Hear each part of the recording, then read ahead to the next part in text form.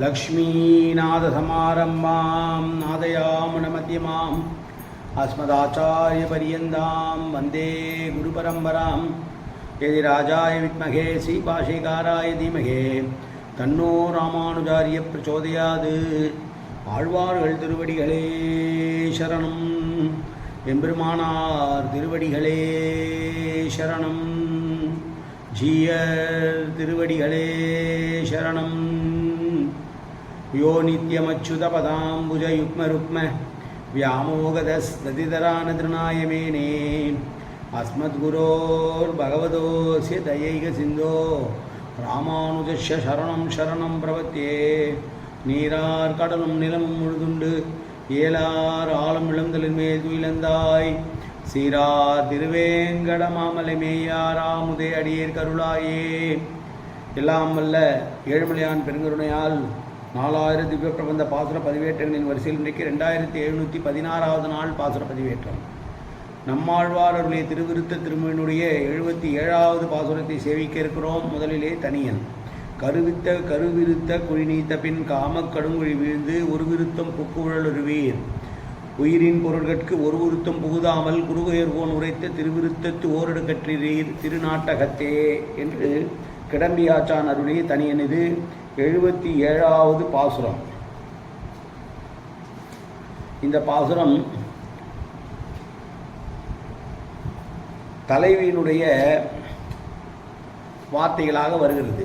தலைவனுடைய உடலில் படிந்திருந்த துளசி மாலையில் பட்டு வரக்கூடிய தென்றல் காற்று எனக்கு சுகத்தை தருகிறது என்று தலைவியானவள் பேசக்கூடிய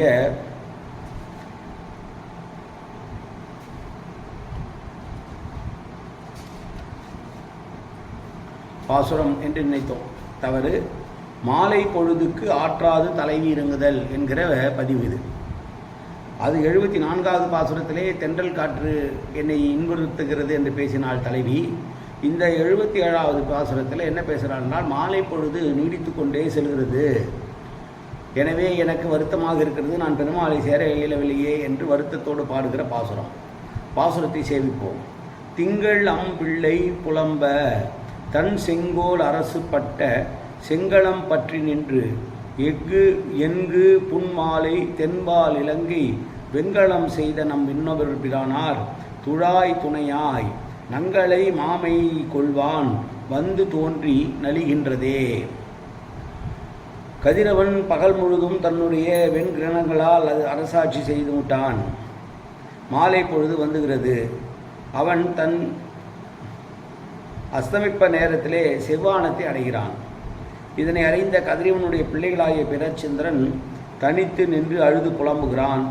அதனை கண்ட கதிரவனின் மனைவியானவள் மாலை பொழுதும் வருந்துகின்ற புள்ளியதாக என் எதிரே தோன்றி என்னை மேலும் வருத்துகிறது என்று பேசுகிறாள்.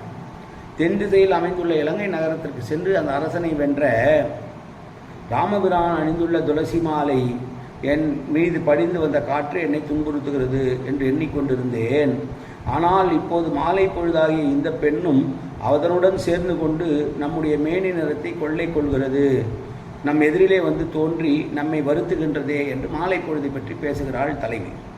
கதிரவனின் குழந்தையாக நிலவையும் மனைவியாக மாலை பொழுதையும் ஆழ்வார் இங்கே உருவகப்படுத்துகிறார்.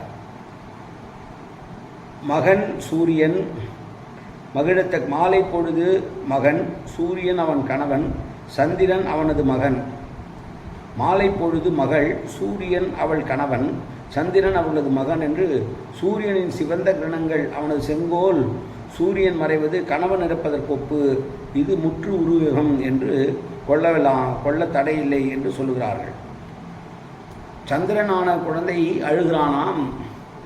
அவனை மாலை பொழுதாகிய தாயானவள் தேற்றுகிறாள். சூரியநாராயணன் ஆக இருக்கக்கூடிய தந்தை மாலை பொழுதிலே பிறைச்சந்திரனோடு வருகிற பொழுது மாலை பொழுதில் மறைய தொடங்குகிறான். அவன் மறைய தொடங்குகிறான் என்று சொல்லுகிற போது, இலங்கையை முன்பு வென்ற ராமனுடைய மேனியில் பட்ட மாலைதான் என்னை துன்புறுத்துகிறது என்றால் இந்த மாலை பொழுதும் என்னை துன்புறுத்துகிறதே என்று நலிவுற்று பேசுகிறாள் தலைவி. இந்த பாசுரத்திலே மீண்டும் பாசுரத்தை சேவிப்போம். திங்கள் அம்பிள்ளை புலம்ப தன் செங்கோல் அரசு பட்ட செங்களம் பற்றி நின்று எங்கு புன்மாலை தென்பால் இலங்கை வெண்கலம் செய்தனம் இன்னோர் பிரானார் துழாய் துணையா நங்களை மாமை கொள்வான் வந்து தோன்றி தவிக்கின்றதே நலிகின்றதே. காயேன வாச்சா மனசேந்திரியர்வா உத்யாத்தனாவா பிரகதே சுவாவாது கரோமி எத்தது சகலம் பரஸ்மி ஸ்ரீமன் நாராயணாயேதி சமர்ப்பியாமி. உடலாலும் உள்ளத்தாலும் வாக்காலும் சகல விதமான பாபங்களும் தோஷங்களும் நிறைந்ததாக உலகத்து இயல்பு இருந்த போதிலும் அடியேன் செய்கிற நல்வினையோ தீவினையோ அத்தனையும் உன்னுடைய கமலமலர் பாதங்களில் சமர்ப்பிக்கிறேன் கண்ணா. காத்தொருள்வாய் கண்ணா, ஏற்றுக்கொள்வாய் கண்ணா. எப்போதும் உன் திருநாமம் கண்ணா கண்ணா கண்ணா என்று என் நாவில் வருவதற்கு அருள்புரிவாய் கண்ணா. சர்வத்திர கோவிந்தநாம சங்கீர்த்தனம். கோவிந்தா கோவிந்தா கோவிந்தா கோவிந்தா கோவிந்தா கோவிந்தா கோவிந்தா கோவிந்தா கோவிந்தா.